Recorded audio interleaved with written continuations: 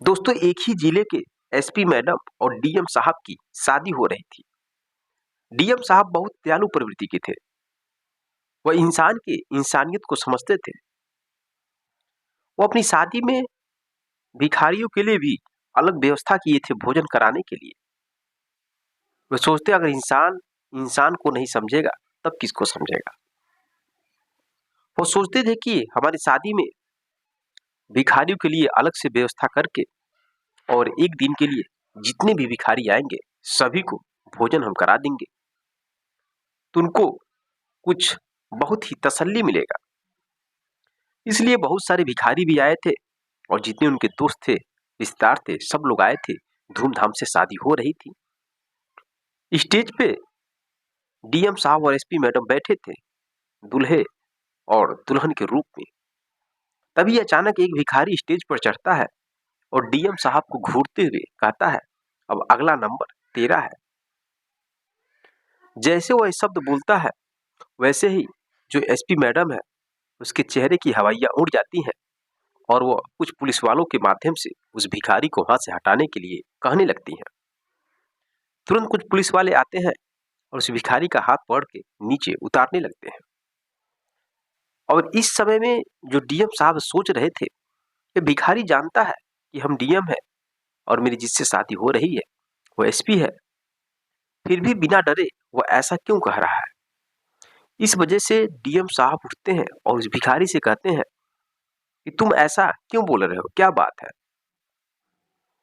खड़े होकर जैसे शब्द कहते हैं इस भिखारी से, तभी जो एसपी मैडम है वो भी उठ के डीएम साहब की तरफ आने लगती हैं।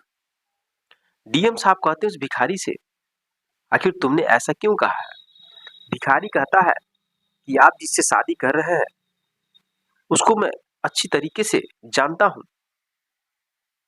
जैसे शब्द बोलता है तभी कुछ समय बाद जो एसपी मैडम है आ जाती हैं और डीएम साहब को कहने लगती है कि आप इस भिखारी से क्या बात कर रहे हैं, चलिए बैठिए अपनी जगह पर।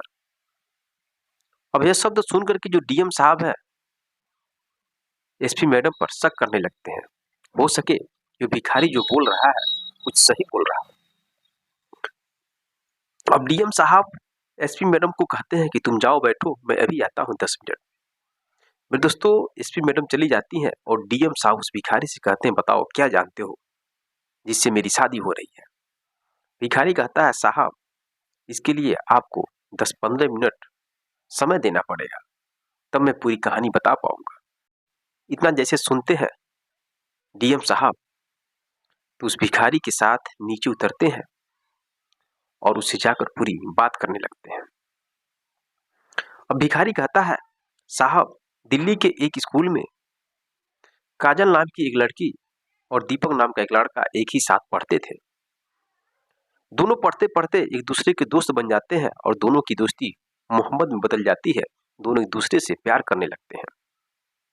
पढ़ाई पूरी होने के बाद दोनों एक दूसरे से शादी करने के लिए तैयार हो जाते हैं। इसलिए दोनों अपने अपने घर वालों से कहते हैं और घर के लोग भी तैयार हो जाते हैं और दोनों की बड़ी धूमधाम से शादी हो जाती है। जो दीपक होता है उसका फर्नीचर का बहुत बड़ा व्यापार था, उसके पिता चलाते थे। शादी होने के बाद जो दीपक है अपने पिता के जो बिजनेस में हाथ बटाता है और उसको संभालता है, बिजनेस चलाता है। कुछ सालों के बाद उसे पिता की मौत हो जाती है।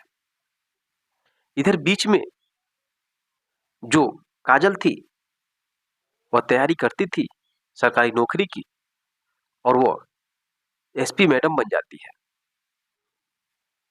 एसपी बनने के बाद उसकी पहली पोस्टिंग गाजियाबाद में हो जाती है।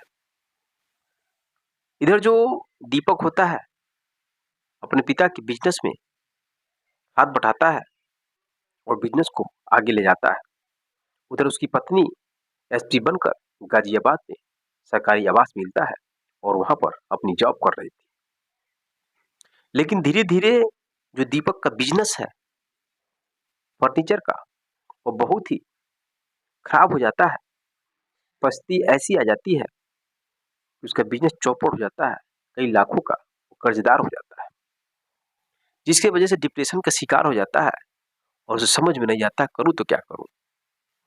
फिर उसकी माँ कहती है, बेटा अपनी पत्नी के पास चले जाओ, तुम्हारी पत्नी एसपी बन चुकी है और उसके साथ जाकर रहो और कुछ दिन तक रहोगे तो तुम्हारा दिमाग भी सही हो जाएगा।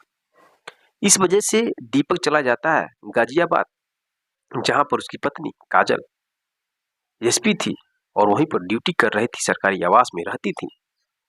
उसकी पत्नी अपने पति का ख्याल अच्छे से रखने लगती है।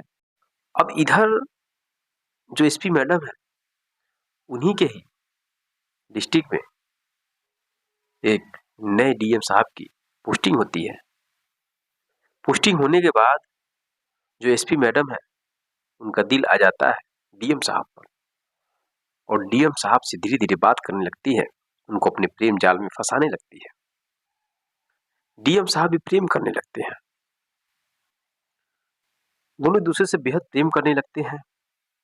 एसपी मैडम जो है वो अपने पति दीपक डिप्रेशन का जो शिकार हो गया था, उसको और ज्यादा डिप्रेशन में लाने लगती है। मार्केट से कुछ दवा लाकर उसको देती थी खाने के लिए, ताकि उसका दिमाग और खराब हो जाए और पागलों जैसा व्यवहार करने लगे और लोगों को लग रहा था कि वो अपने पति का सेवा कर रही है। मेरे दोस्तों, दवा लाकर देती थी, खिलाते खिलाते वो बिल्कुल पागलों की तरह व्यवहार करने लगा और इधर वो अपना डोरा डीएम साहब पर डाली हुई थी। अब पति पागलों की तरह व्यवहार करने लगता है, ये बिल्कुल एकदम पागलों की तरह व्यवहार हो जाता है उसका, तो उसको एक पागल खाने में ले आकर भर्ती करा देती है। अब पागल खाने में वो रहने लगता है।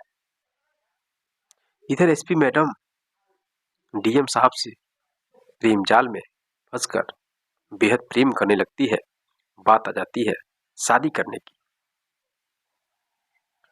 दोनों एक दूसरे से शादी करने के लिए भी तैयार हो जाते हैं और इधर जो उसका पति दीपक था वो पागल खाने में था।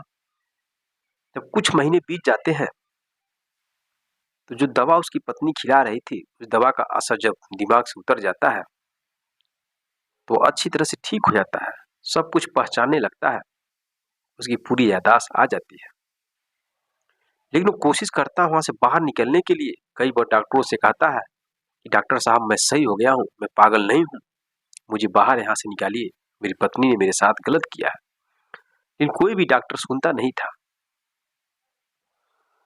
अब एक दिन एक बहुत बड़ा डॉक्टर आता है, तो दीपक देखकर समझ जाता है कि ये डॉक्टर बहुत बड़ा डॉक्टर लग रहा है और इससे अपनी दिल की बात कहूं तो हो सके मेरी भावनाओं को ये समझ सकेगा।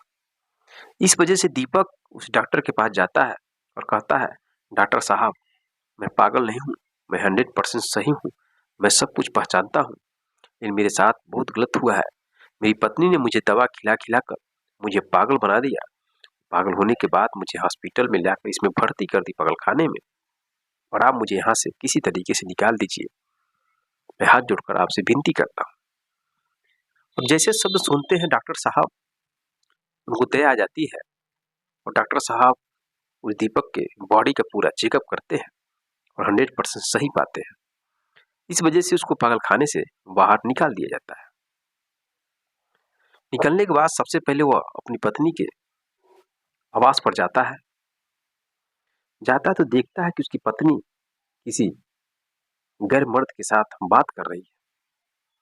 फिर वो वापस चला आता है और जो मैडम की संतरी थे, उन संतरी से पूछता है मैडम के बारे में। तो संतरी कहते हैं कि एसपी मैडम जिस व्यक्ति से बात कर रही हैं उससे उनकी शादी होने वाला है। वो आदमी मामूली नहीं है, वो डीएम साहब है। इतना सुनता है तो पागलों की तरह व्यवहार करने लगता है, उसका दिमाग खराब हो जाता है कि मेरी पत्नी ने मेरे साथ बहुत धोखा किया। वहां से वो चला जाता है, अगल बगल सभी लोगों से पूछता है तो पता चलता है कि सब लोग यही कहते हैं कि जो एसपी मैडम है अपने पति को दवा खिला खिला कर उसको पागल बना दिया। पागल बनाने के बाद उसको पागल खाने भेजकर और अपने डीएम साहब से शादी करने के लिए तैयार हो गई है। इस चीज की उसको खबर होती है। उसके 3 दिन के बाद दोनों की शादी होने वाली थी। शादी जब होने वाली थी तो पता चला जो डीएम साहब बहुत अच्छे व्यक्ति हैं और वो सभी भिखारियों को भी इनवाइट किए हैं अपने शादी में भोजन कराने के लिए और अलग से उनकी व्यवस्था किए हैं। तो यह भी जो दीपक है पहुंचता है भोजन करने के लिए, और भोजन करने के बाद जब स्टेज पर दोनों का जयमाल होता है, यानी कि एसपी मैडम और डीएम साहब का, तो भिखारी स्टेज पर चढ़ जाता है। चढ़ने के बाद डीएम साहब को घूरता है और कहता है कि अगला नंबर आपका है। अब दोस्तों जैसे शब्द कहता है तो डीएम साहब सोचने लगते हैं, उनको बहुत दया आ जाता है। दया आने के बाद वह तुरंत स्टेज पर जाते हैं और पुलिस फोर्स के द्वारा उस एसपी मैडम यानी काजल को गिरफ्तार करा देते हैं। एसपी मैडम पूछती है, आपने मुझे गिरफ्तार क्यों करा रहे हैं, मैं क्या गलती की हूं? डीएम साहब कहते हैं, ये जो भिखारी है ये तुम्हारा पहला पति है, इसका नाम दीपक है, और तुमने मुझसे झूठ बोला था कि मेरी शादी नहीं हुई है, और तुमने अपने पति के साथ जो चीटिंग की हो, दवा खिलाकर इसको पागल बनाई हो, तुम अपनी पति की नहीं हुई, फिर मेरा क्या होगी?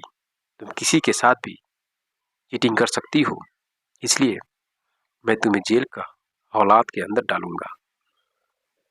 दोस्तों उस पर कई धारा लगाकर जेल के अंदर डाल दिया जाता है, और वहीं पर जो डीएम साहब है शादी करने से इनकार कर देते हैं।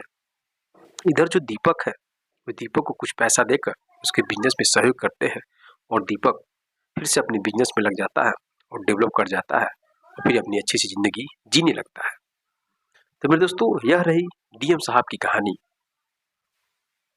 क्या डीएम साहब ने सही किया या गलत किया, कमेंट बॉक्स में कमेंट जरूर करिएगा। मेरे दोस्तों अगर आप लोग पहली बार मेरे चैनल पर आए हैं और यहाँ तक वीडियो देख चुके हैं तो प्लीज चैनल को सब्सक्राइब, वीडियो को लाइक कर दीजिए, कमेंट बॉक्स में कमेंट जरूर करिएगा, और मिलते हैं नेक्स्ट वीडियो में नेक्स्ट कहानी के साथ। तब तक के लिए जय भारत।